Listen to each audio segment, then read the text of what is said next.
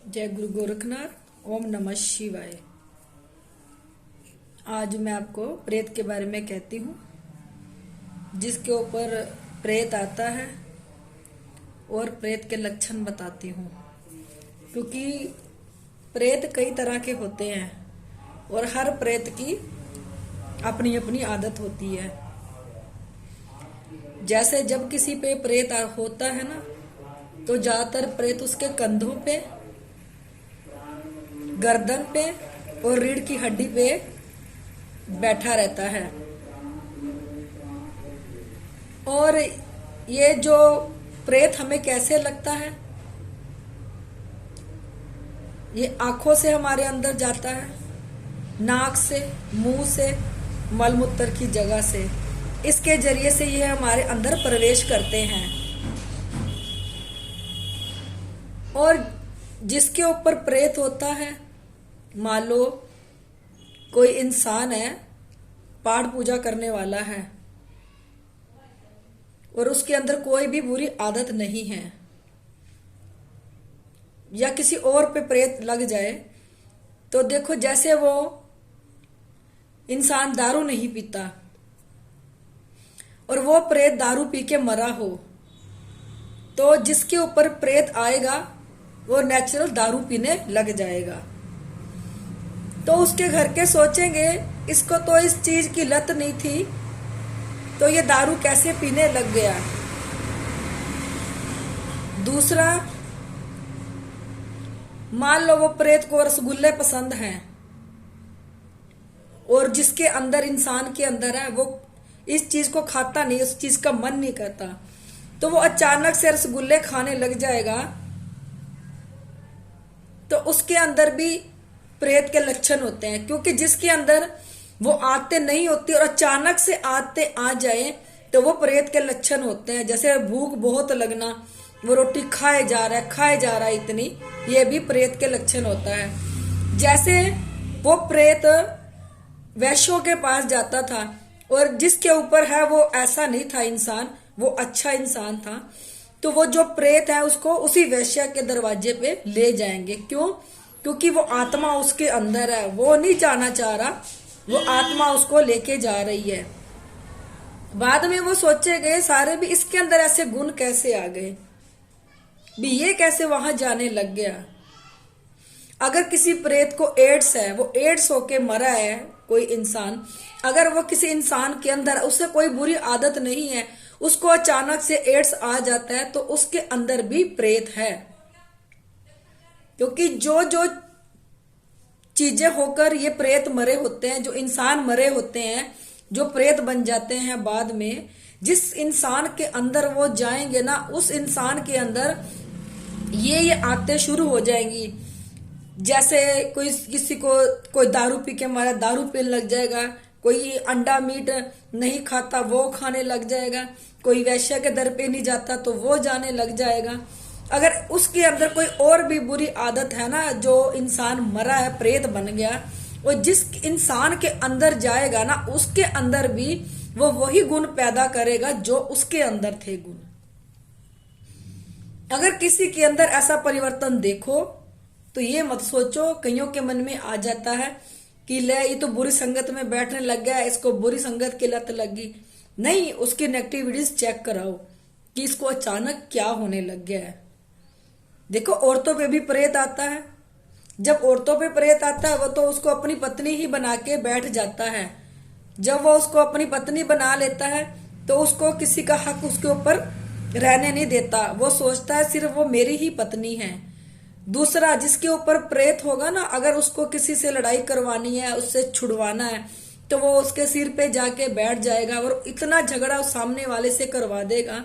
वो सोचते रह जाएंगे इतना क्रोध इसके अंदर कहां से आया, इतनी लड़ाई झगड़ा क्यों? क्योंकि उसको तुड़वाना है उस इंसान से कि इसको छोड़ दे। अगर किसी औरत के ऊपर प्रेत है, तो वो अपने मर्द से नेचुरल लड़के, लड़ाई करके उसको छोड़ देगी। फिर वो प्रेत उसको अपने पास ही रखेगा, अपनी पत्नी बना के, उसको अपने पति से उसका रिश्ता तोड़वा देगा।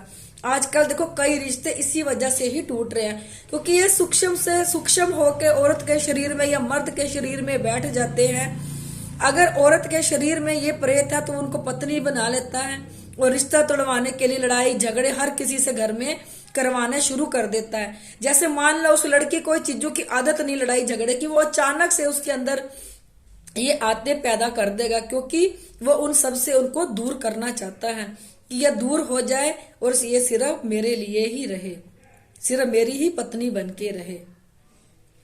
आप इन एक्टिविटीज को पहचानो, इनके लक्षणों को पहचानो, क्योंकि जब ये रीढ़ की हड्डी पे भी बैठ जाते हैं ना प्रेत, तो कमर में इतना दर्द होता है, इतना बेशुमार दर्द होता है। कोई डॉक्टर कहेगा डिस्क हिल गई, कोई और प्रॉब्लम बता देगा, ये प्रॉब्लम नहीं होती। आजकल देखो कल युग है और ये कल का युग है, और इस युग में कोई जाप करेगा नेगेटिविटीज चेक करा के तो वही बचेगा, अपना ओरा स्ट्रॉन्ग करेगा। क्योंकि नेचुरल जो भी लोग धरती पे मर रहे हैं वो ऊपर नहीं जा रहे, वो धरती पे ही हैं सारे। अकाल मृत्यु मर रहे हैं, क्यों? क्योंकि बुरे कर्म हैं। जब उनके बुरे कर्म उनके ऊपर हावी हो जाते हैं तो परमात्मा अकाल मृत्यु, क्योंकि वो जो चीजें उसके ऊपर है वही उसको अकाल मृत्यु ले जाती है। बुरी संगत में ना पड़ो, कर्म अच्छे करो और अपने कर्म किसी को मत दो, क्योंकि जब आप अपने अच्छे कर्म किसी को दे दोगे ना तो उसके बुरे कर्म आपके ऊपर पड़ जाएंगे। जब उसके बुरे कर्म पड़ेंगे, जो जो दिक्कतें उसको थी वो आपको होने लग जाएगी और वो सामने वाला बिल्कुल साफ हो जाएगा, बिल्कुल साफ हो जाएगा सामने वाला। आप कोशिश करो कि अगर आप अच्छे कर्म कर रहे हो वो आप तक ही सीमित रहे कर्म। दूसरों के प्रति अगर कोई उसको सजा भी मिल रही है ना तो वो परमात्मा की मर्जी से मिले, क्योंकि उसने कुछ ना कुछ बुरा किया होगा तो उसको परमात्मा ही सजा दे रहा है। कई लोग सोचते हैं हाँ ये तो बहुत अच्छे था या बहुत अच्छी थी, इसको क्या हुआ एकदम से, इतनी बुरी मौत मरी, इतनी बीमारियां। भाई इसी जन्म में कर्मों का लेखा जोखा देना पड़ता है, क्योंकि पता नहीं कितने से कितने कर्मों का लेखा है। जैसे विषम पिता माँ थे, जब उसको तीरों की छैयों पे डाला गया तो विषम पिता माँ ने पूछा ये मेरे कौन से कर्मों की सजा है? मैंने पिछले 20 कर्म तो देखे कि मैंने ऐसा कोई भी पाप नहीं किया, उसके बावजूद भी मैं इस तीरों की छैया पे क्यों लेटा हुआ हूं? तो भगवान ने कहा आपने 20 जन्म तो देख लिए, कि आपने 21वां जन्म देखा? आपने जिस जन्म में आपने एक सांप को कांटों की छैया पे घेर दिया था और वो सांप कैसे तड़प तड़प के मरा था, ये उस जन्म का कर्म है। आपको ये नहीं पता कि हमारे कौन से जन्म का कर्म हमारे पास आके खड़ा हो जाएगा, ये किसी को नहीं पता। अगर विषम, वो तो गंगा पुत्र थे, अगर विषम पिता माँ को भी अपने 21वें जन्म का कर्म इस कलयुग में देना पड़ा तो हम तो एक मामूली इंसान हैं, तो हमें भी अपने पिछले से पिछले कर्मों का हिसाब किताब इस जन्म में देना पड़ेगा। ये एकमात्र कलयुग है। भक्ति करो, कर्म करो, कर्म कर करके अपना ऐसा जन्म सुधार लो, क्योंकि एकमात्र कलयुग ही परमात्मा ने दिया अपना जन्म सुधारने का। उसको सुधारो, ना कि और बुरे कर्मों में डूबते जाओ। कौन सा कर्म आके आपके पास खड़ा हो जाएगा पता नहीं चलेगा। मैं अपनी हर वीडियो में कहती हूँ और इस वीडियो में भी कह रही हूँ, इस दरबार में गुरु गोरखनाथ जी और भोलेनाथ साक्षात शरीर में दर्शन दिए थे उन्होंने। यहाँ पे हर सूक्ष्म से सूक्ष्म नेगेटिविटीज को देखा जाता है जो किसी भी दरबार में नहीं दिखती। एकमात्र एक शिव धाम में सूक्ष्म से सूक्ष्म नेगेटिविटीज को देखा जाता है, क्योंकि ज्यादातर ये चीजें गंदी जगह में बैठ जाती है। क्योंकि देखो ज्यादातर ये जो प्रेत होते हैं ना औरतों के अंदर होते हैं, मर्दों के भी होते हैं, ज्यादा औरतों की, औरतें मलिन होती हैं, औरतों का बंधन नहीं किया जा सकता। और ये प्रेत है, इन प्रेतों को पता है औरतें कमजोर होती हैं, ज्यादातर औरतों को ही पकड़ते हैं। इसलिए अपना कर्म करो, अपना ओरा स्ट्रॉन्ग करो, अपने पितर को देख के, कुल देवी देवता को देख के, अच्छा सा गुरु बना के। बिना गुरु बनाए देखो ना तो आपका जाप लगेगा ना आपका जाप फलेगा।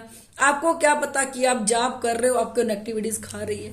गुरु भी देख के बनाओ अपना। मेरी मानो तो देखो हमारा एक ही गुरु, जगत गुरु गुरु गोरखनाथ जी हैं। अगर गुरु गोरखनाथ जी को गुरु बना के एकमात्र आप कार्य करोगे तो आपका कार्य परवान हो जाएगा, क्योंकि गुरु गोरखनाथ जैसा कोई गुरु नहीं है। भोलेनाथ का ही रूप गुरु गोरखनाथ जी हैं। ऊपर वो भगवान रूप में बैठे हैं, धरती पे उन्होंने अपना एक गुरु रूप दिया कि गुरु रूप को, गुरु गोरखनाथ के रूप को मान के गुरु बनाकर दुनिया अपना तर जाए। जो देह वाले गुरु बैठे हैं ना, पखंडी ढोंगी भी हैं उनमें से, कुछ अच्छे हैं, कुछ पखंड ढोंग भी कर रहे हैं। बचो उन लोगों से, कर्म करो अपना। नीचे मेरा नंबर दिया है, कोई नेगेटिविटी से परेशान है देखो मुझे कॉल करना। अगर आपको मेरी वीडियो अच्छी लगती है इसे लाइक, सब्सक्राइब और शेयर जरूर कर देना।